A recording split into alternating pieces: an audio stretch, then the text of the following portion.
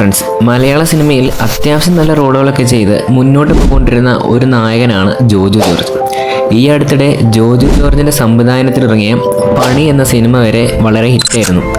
പിന്നീടാണ് അദ്ദേഹം തമിഴ് ഇൻഡസ്ട്രിയെ കൈയടക്കാൻ പോയത്, അതും തമിഴിലെ മുൻനിരയിലുള്ള നായകന്മാരുടെ കൂടെ, അതും കാർത്തിക് സുബ്രാജ് അതുപോലെ തന്നെ മണിരത്നം പോലുള്ള സംവിധായകരുടെ സ്ക്രിപ്റ്റിലും. പക്ഷേ ആ പടങ്ങളെല്ലാം ഒരു ഗുണ്ട് പൊട്ടുന്ന പോലെയായിരുന്നു. ജോജു ജോർജ് അഭിനയിച്ച സിനിമയുടെ ലിസ്റ്റ് എടുക്കുകയാണെങ്കിൽ പുത്തും പുതു കാതൽ, ജഗമേ തந்திരം, റെട്രോ, അതുപോലെ ഇപ്പോൾ ഇറങ്ങിയ തഗ് ലൈഫ് വരെ ഈ സിനിമ അടക്കം എല്ലാ സിനിമയും അഭിനയിച്ച് പൊട്ടി ഒരു വമ്പൻ ഹാർട്ട് അടിച്ചേക്കുവാണ് നമ്മുടെ അണ്ണൻ. പക്ഷേ പുള്ളിക്ക് കൊടുത്ത റോളുകളെല്ലാം പുള്ളി അടിപൊളിയായി ചെയ്തിട്ടുണ്ട്. ഞാനൊരിക്കലും പറയില്ല അദ്ദേഹം കാരണമാണ് പടം പൊട്ടിയതെന്ന്. അതിന് കാരണം സ്ക്രിപ്റ്റ് ബേസ് തന്നെയാണ്. സ്ക്രിപ്റ്റ് നന്നാകാത്തതുകൊണ്ട് തന്നെയാണ് പടം പൊട്ടിയത്. പിന്നെ ഒരു ആശ്വാസം എന്തെന്ന് വെച്ചാൽ, ജയറാമേട്ടനെ പോലെ റെട്രോയിൽ പോയി ഇമ്മാതിരി ജോക്കർ ക്യാരക്ടർ ഒന്നും പുള്ളി ചെയ്തിട്ടില്ല.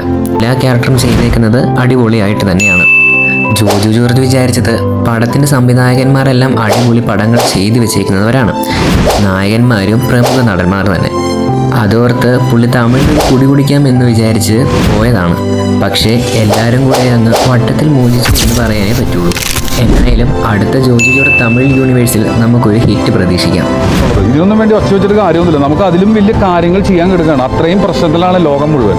അത് മനസ്സിലാക്കിയാൽ മതി. ഇതിൻ്റെ പേരിലുള്ള സംസാരം കഴിഞ്ഞു.